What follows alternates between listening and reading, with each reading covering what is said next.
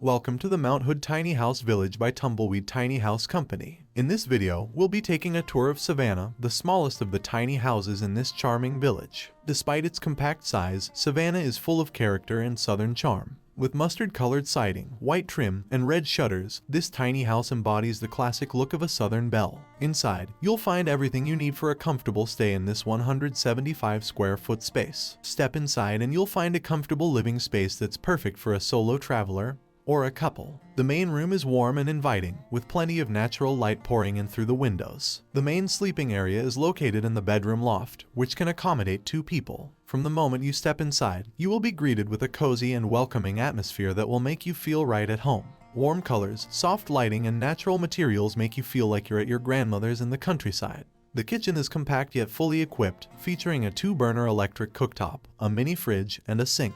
Whether you're cooking up a quick breakfast or whipping up a gourmet meal, you'll have everything you need at your fingertips. But that's not all. If you're traveling with a third person, they can sleep in the downstairs single bedroom. In the bathroom, you'll find a full-size shower, a low-flow flush toilet, and a sink. Despite the limited space, the bathroom is functional and stylish, with modern fixtures and plenty of storage options.